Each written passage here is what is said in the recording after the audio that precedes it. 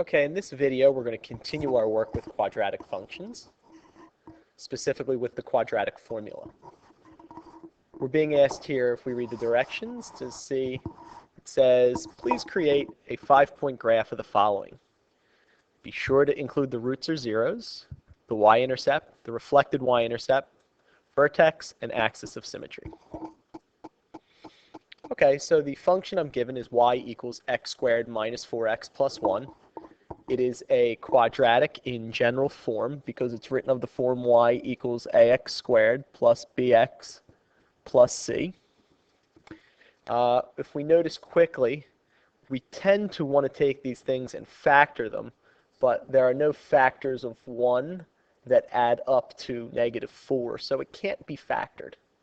That doesn't necessarily mean that it does not have roots or zeros. It just means they cannot be found by factoring. So that's where the quadratic formula kicks in. It's a great tool for finding roots and zeros of functions that can't be factored. Okay, so what we're going to have here is we're going to find the x-intercepts, which means y is equal to 0. And we're going to do that by using the quadratic formula. So if we notice here, we get a equals b equals c equals in a little chart.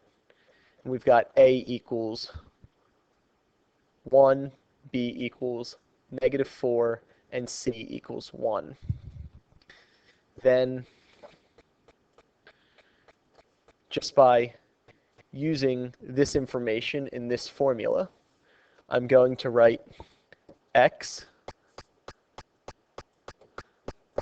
equals the opposite of b, which is the opposite of -4, plus or minus the square root of b squared, which is -4 squared, minus 4ac, which is -4 times 1 times 1. And I'm also making sure that I use parentheses there when I set up my plugins. It'll help me prevent mistakes when I go on my calculator. That's all divided by 2a, which is 2 times 1. Okay, just from a PEMDAS standpoint, I'm going to simplify here, underneath the radical, and the denominator to move this forward. So I'm going to x equals 4 plus or minus the square root of 12. You can just verify that on your calculator by taking the part that's underneath the radical and punching it in. That's all divided by 2.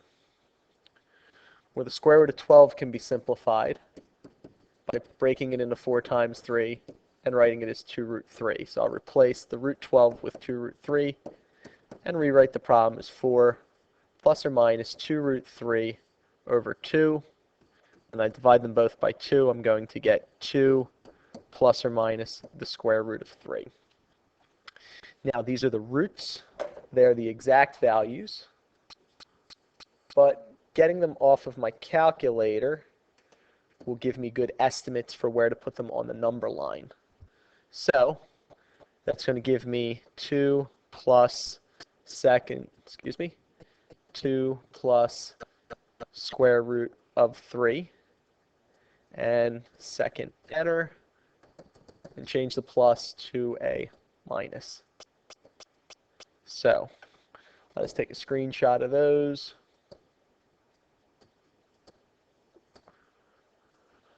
And, excuse me, see I get 3.73 and 0.26. So I'm going to go to 3.73 and put a dot, and 0.26 and put a dot. Okay, now from there I'm going to find the axis of symmetry, which can be gotten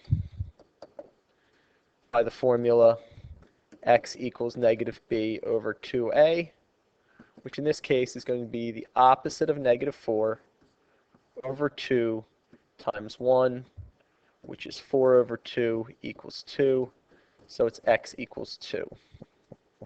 And then I'll graph that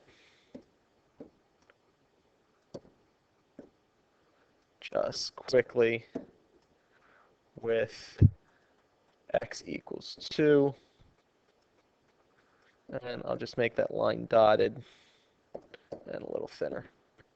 Okay? Now, the vertex is gotten by the formula of negative b over 2a, comma, f at negative b over 2a. Well, if you notice, I just found negative b over 2a. So in this case, it's going to be 2. So I'll find 2, comma, f at 2. Sorry, I got to scroll down and extend the page here. So what I'm going to get here is 2, comma, f at 2. And f at 2 means to take 2 and plug it into the original, which in this case was 2 squared minus 4 times 2 plus 1, which is equal to 4 minus 8 plus 1, which is equal to negative 4 plus 1, which is equal to negative 3. So this makes my vertex 2, comma, negative 3.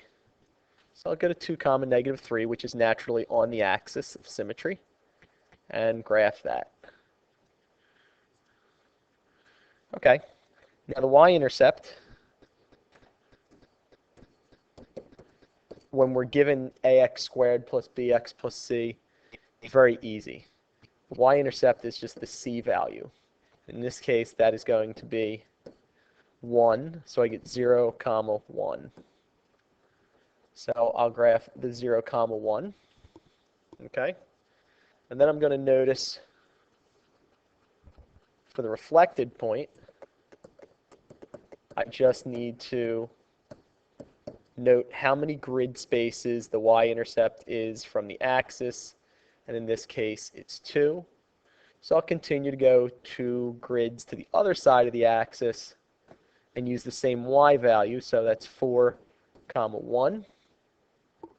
I'll graph that point, and then with my best free hand just draw the parabolic shape as best I can. Again, the critical points that we're finding here are the 2 roots.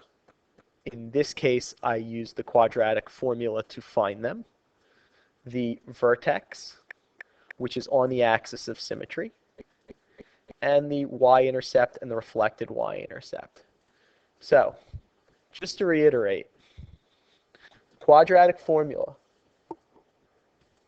is a great formula for finding the roots of quadratic equations that cannot be factored. It means they still have roots, but they can't be factored. Now you'll see soon enough, as we work with quadratic equations, that some of them can't be factored, and some of them, in fact, don't have roots as well. But they're not. It's not that one guarantees the other. Okay? When given a general form, the best thing you could do is take a quick look and see if it can be factored, because that's going to be a lot easier than doing the quadratic formula here if you're a proficient factorer. So feel free to take another look and enjoy.